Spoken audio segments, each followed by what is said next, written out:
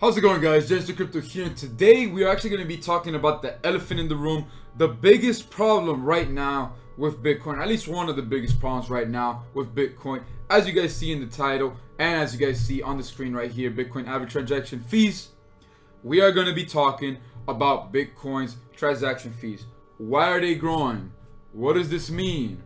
What is being implemented now? We are going to go really deep into it. I'm going to try to make this video as short as possible and as simple as possible for the majority of people to understand it. So, as you guys can see, let's look at the all-time history of the Bitcoin average transaction fee. And before, it used to literally be cents, 1 cent. I'm seeing right now on the top right there, this is actually less than 1 cent. And then boom, it turned into 1 cent, 5 cents. Let me see. Okay, 1 cent, 2. Okay, this is 13 cents. This is 7 cents. Now let's go more closer to, for pretty much the entire existence of Bitcoin, the transaction fees were like nothing until January 2017 hit, when it started spiking up. First time it became $1 transaction fees was right over here on 03/12/2017, March. And then let's see what happened when it did its first big spike on the transaction fees right there, $4.85 back then in the 6th of 6/2017. And then right over here, the biggest spike that happened as of reason 08/24, $7.96. Now the spike that we are currently feeling, this one was $16 on November the 13th. And then if we're going all the way back to where we're at right now, we're gonna zoom into 3 months, and the highest it's ever been, $55.16 on December 22nd, 2017. That is crazy. That is horrible, actually. Bitcoin, one of the best things about Bitcoin was the transaction fees were so low. Well, now we are in a very crucial moment where Bitcoin transaction fees are so bad that it makes Bitcoin practically unusable, right? Which is horrible. I mean, like, Bitcoin is obviously one of the greatest innovations in currency, and this is obviously a really problem. What's going on? Why is this happening? And what are we doing to work on it? Well, first I'm going to talk about why is this happening, right?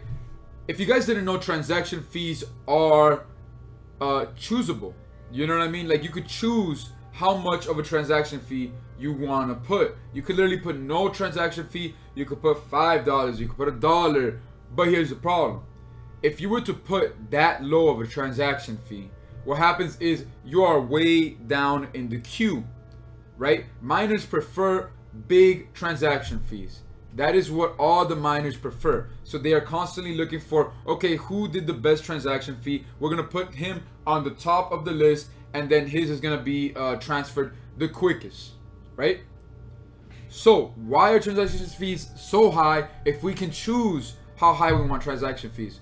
Well, companies like Coinbase and pretty much every single company, every wallet that you use are competing, obviously, for pretty much, they want their exchange or their wallet service or whatever to go and service as fast as possible, right?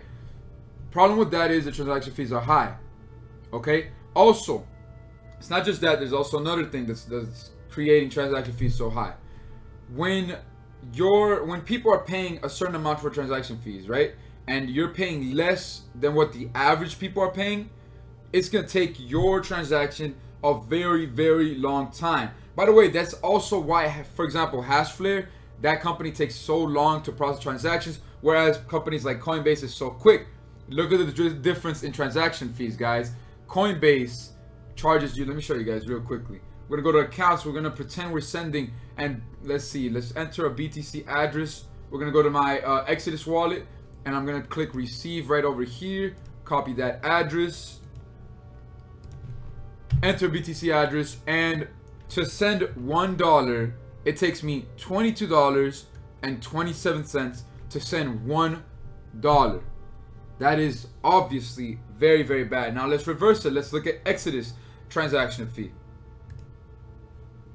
So we're gonna go to Exodus, and we're going to pretend we're sending, and we're gonna put okay, it already shows us actually right here, Bitcoin network fee. It is $25.34. So the average is around $25 or something like that, and it'll still take hours to process. That shows right there, guys, just with that, how bad it is right now to do small transactions in the network. Okay, if you are not paying a minimum of $20 or so for your transaction, it would take you days, maybe even weeks for your transaction to go through. Like I said, miners favor the highest transaction. Now also what miners are doing is they are mining the blocks, right? Each block is 1 megabyte of size, and that block can hold only a certain amount of transactions. So since the biggest fees, like the biggest transaction fees that people pay are getting favored, right? Those are the ones that get filled up in first, and then it gets processed and mined every 10 minutes per block.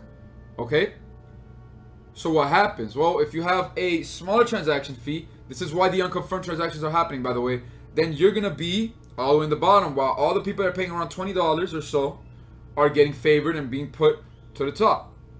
Okay, you guys get it so far? This is why the transaction fees are so high. Okay, if you guys have any further questions, please let me know in the comment section below, or email me, or let me know through social media. You could go to my website, JaysonCrypto.com, and click the Genix team right here. You have my Facebook and my Instagram right there that you could follow. And you could also join the Genix team if you guys would like to. It is completely free. You just follow these simple steps. But yeah, guys, that is why transaction fees are so bad right now. Now let's talk about the last thing. What is being currently developed right now to be able to fix this? Well, it's something called the Lightning Speed Network or something like that, right? Bitcoin is open source. Anybody could change the code to it. Here's the problem though. Everybody needs to change the code. Every node of Bitcoin needs to change for the new implementations of Bitcoin to be acceptable. And it's not actually it's around 90% of everyone, which is still pretty close to hella difficult for everybody to change the code simultaneously and be like, okay, these are the new implementations of Bitcoin.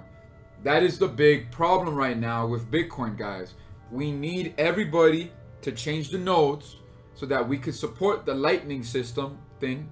And if we support the Lightning system, it becomes the new Bitcoin, and then that system, right, can process transactions way faster. With that being implemented, transaction fees will go way down, right? And everything will be so much more efficient. Okay, that is what's being worked on right now, and all you have to do is just support it. Look in the internet how to. It's very simple. And yeah, that's pretty much why transaction fees are so high right now, guys. That's literally exactly why. It is not just the companies, but it is also everybody paying the same amount for the transaction fees, and since it only could be a certain amount. See, companies, they do their own algorithm on what is best as the transaction fees, right? So when you see Coinbase telling me, oh, it's 20-something dollars for transaction fees, it could be whatever I want it to be. It could be 10 cents, but Coinbase won't allow that. And for good reason, because if I were to have a transaction fee of 10 cents right now, I think I would get my Bitcoin in months, guys. That's how long it would take me to get my Bitcoin, right? But they have an algorithm.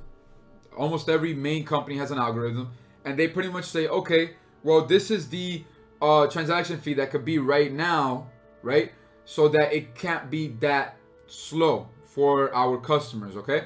So that's pretty much what's going on with the transaction fees. I hope this video helped you guys out and made you understand why the transaction fees are so high.